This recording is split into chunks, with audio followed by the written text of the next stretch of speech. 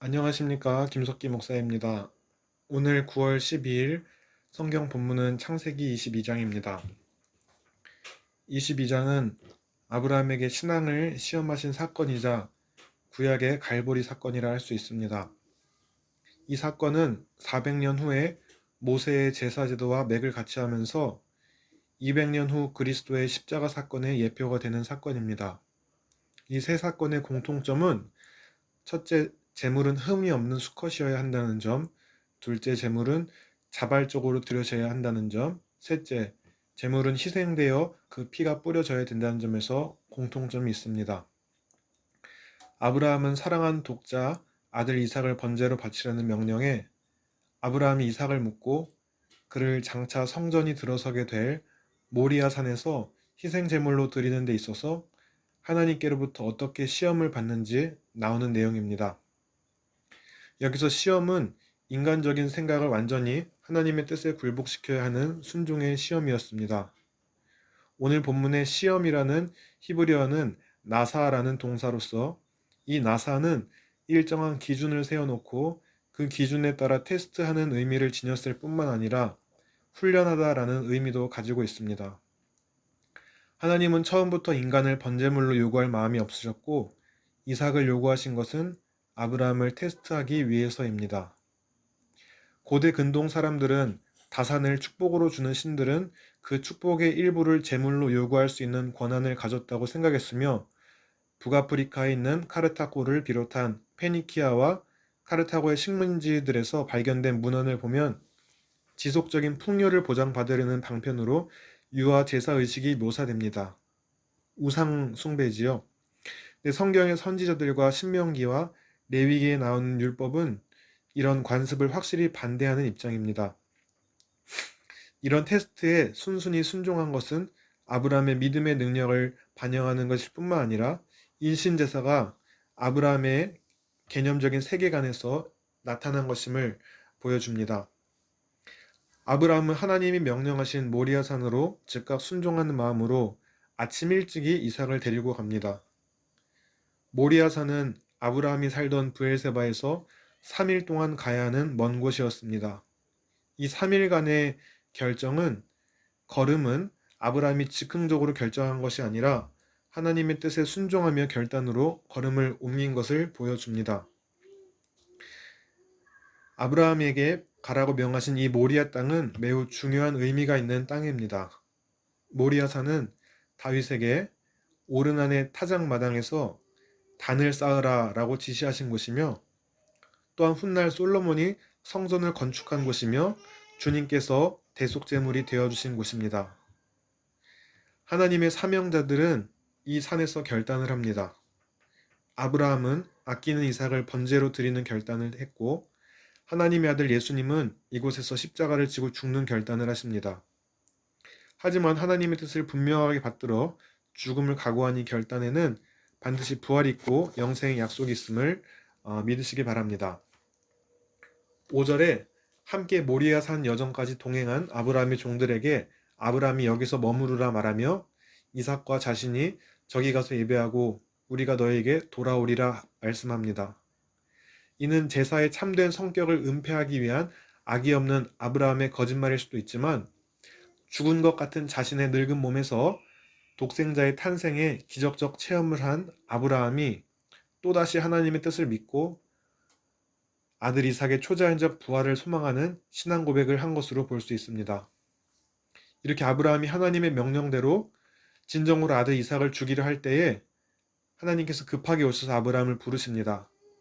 아브라함은 하나님의 음성에 즉각 순종했기에 아들을 죽이지 않을 수 있었습니다. 아들이 죽는 것이 하나님의 뜻이 아니었기에 아브라함은 하나님의 즉각적인 부르심에 잘 순종하여 행동을 멈춘 것입니다. 오늘도 우리가 하나님 음성에 귀 기울이며 말씀으로 또는 기도 가운데 우리 심령에 말씀하시는 그 음성에 즉각 순종하시는 저와 여러분 되시길 바랍니다. 하나님께서 대체물로 준비된 순양을 보게 하십니다. 아브라함은 그때 그곳을 여호와 이레, 여호와께서 준비하신다라고 이름합니다. 12절에 아브라함이 하나님 중심의 신앙과 순종을 보시고 이제야 네가 나를 경외함을 알겠다 하시면서 그의 믿음을 인정해 주십니다. 그리고 16절에 하나님의 믿음의 시험을 통과한 후에 아브라함에게 다시금 약속하십니다. 약속하실 때 하나님 스스로의 이름을 걸고 맹세하십니다. 이 약속은 세상의 어떤 약속보다 신뢰할 만한 약속인 것입니다. 아브라함의 순종과 믿음으로 그의 씨가 번성하며 그 씨가 대적의 성문을 차지하고 천하 만민이 그 씨로 복을 받는다 약속하십니다.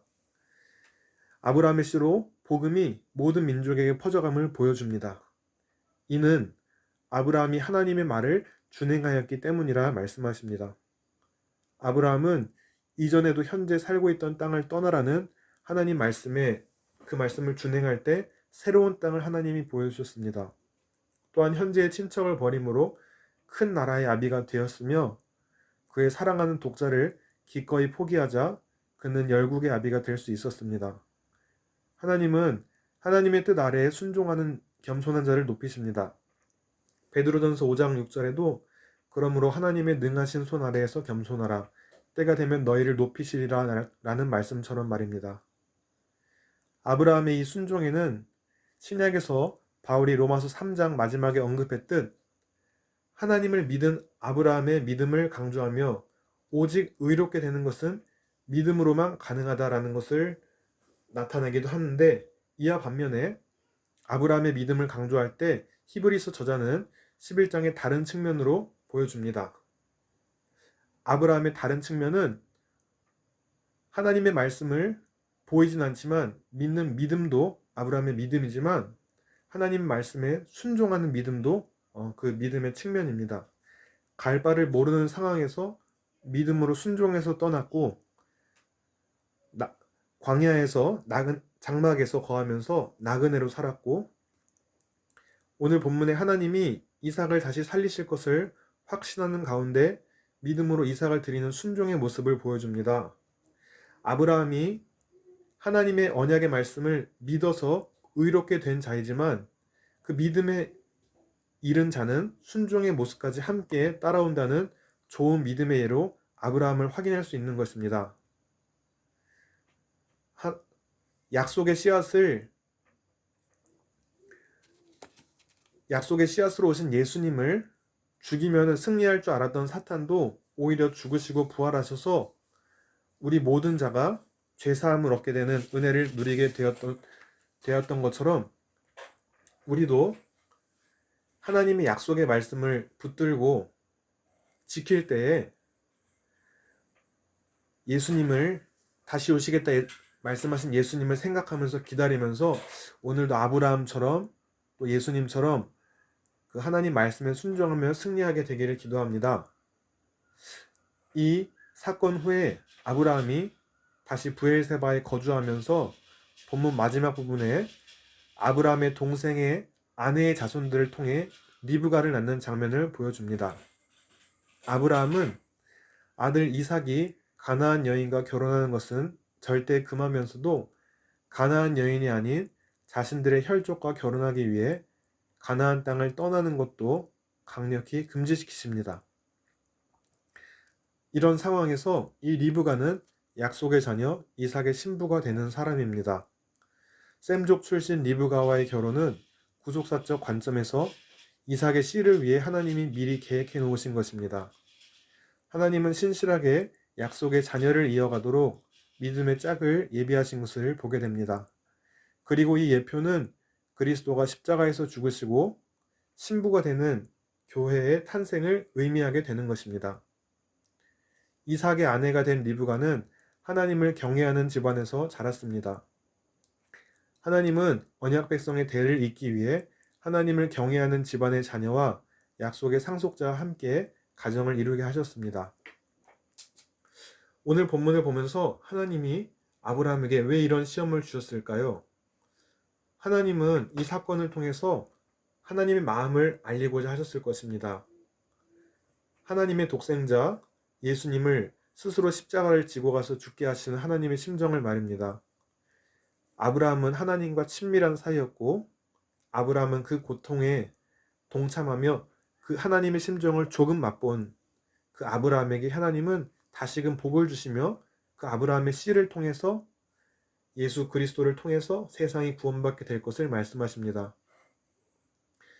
이렇게 하나님의 언약을 붙들고 죽은 자를 능히 다시 살리시는 하나님으로 믿었던 그 믿음을 가지고 다 이해되지 않았을 때에 하나님을 신뢰하면서 하나님의 뜻을 순종했습니다.